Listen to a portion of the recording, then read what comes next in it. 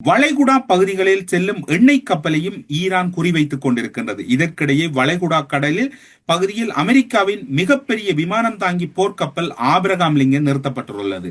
அதாவது ஈரானினுடைய கடற்பகுதிகளை தாண்டி செல்லக்கூடிய கப்பல்களை ஈரான் இலக்கு வைக்கப் போவதாக கூறியிருக்கிறது.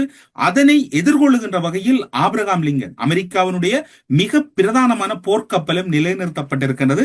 இன்று அல்லது இந்த ஓரிரு தினங்களுக்குள் அமெரிக்க போர்க்கப்பலான ஆபிரகாம் லிங்கன் மீது ஈரானினுடைய அதி உச்சமான ஒரு தாக்குதல் ஒன்றுக்கான வாய்ப்புகள் இருப்பதாக போரியல் நிபுணர்கள் கூறுகிறார்கள். இந்த ஈரானை அண்மித்த பகுதியில் தரித்து நிற்கக்கூடிய ஆபிரகாம் லிங்கன் போர்க்கப்பலில் இருந்து எழுந்து செல்லுகின்ற விமானங்கள் ஈரானுடைய நிலப்பகுதிகளை கடுமையான வகையில் தாக்கிக் கொண்டிருக்கின்றன. ஆபிரகாம் லிங்கன் போர்க்கப்பல் மீது ஈரானின் தரப்பால் 4 அதிநவீனமான ட்ரோன் தாக்குதல்களை நடத்தி இருப்பதாக கூறப்படுகிறது. அது அதிசக்தி வாய்ந்த ட்ரோன் தாக்குதல் என்றுதான் கூறப்படுகிறது. ஆனால் அமெரிக்க தரப்பு முன்னர் குறிப்பிட்டது போன்று அதனை நிராகரித்திருக்கிறது. அமெரிக்காவின் மத்திய இராணுவ நிலைகளின் கட்டளை தளபதி ஈரானின் கூற்றை ஒட்டுமொத்தமாக மறுத்ததோடு அவ்வாறானது ஒரு நிலை இல்லை என்றதையும் கூறியிருக்கிறார். கிட்டத்தட்ட அதிகளவான விமானங்கள் 15,000க்கும் மேற்பட்ட பணியாளர்கள் என்று மிகவும் ஒரு சக்தி வாய்ந்த போர்க்கப்பலாகத்தான் அது இருக்கின்றது.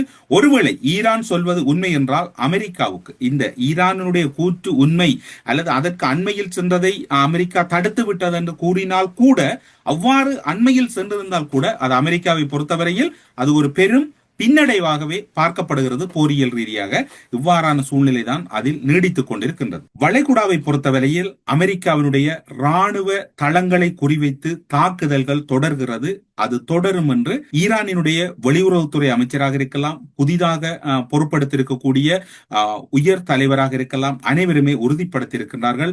இஸ்ரேலுடன் சேர்ந்து கொண்டு ஈரான் மீது தாக்குதல் நடத்துகின்ற அமெரிக்கா மீது இந்த தாக்குதல் தங்கள் நாட்டின் உச்ச தலைவரான அயத்துல்லா அல் கமேனியை இழந்திருக்கின்றது. இதனால் கடுமையான நடவடிக்கைகளை கொடுக்கும் வரை இந்த யுத்தம் ஓயாது என்பது ஈரானுடைய வெற்றி கோஷமாக இருக்கின்றது. வளைகுடா நாடுகளில் உள்ள அமெரிக்க இராணுவ தளங்கள் குறிவைக்கப்பட்டுக் கொண்டிருக்கின்றன. 24 மணி நேரத்தில் மட்டும் குறிப்பாக இஸ்ரேல் 24 மணி நேரத்தில் மட்டும் Israel, UAE, Saudi, Qatar, Kuwait, Jordan, Iraq, Bahrain, Oman, Syria, Cyprus என மொத்தம் 14 நாடுகள் மீது நேரடியாக ஈரான் தாக்குதல்களை நடத்தி இருக்கின்றது. தனியொரு நாடாக ஈரான் 11 நாடுகள் மீது கடுமையான தாக்குதலை நடத்தி இருக்கின்றது. அது மட்டுமல்லாது அந்த தாக்குதல் தொடர்பில் ஈரான் தரப்பில் கூறப்படுகிறது, இவை முழுமையான எம்முடைய தாக்குதல் அல்ல, பகுதியளவான தாக்குதல்,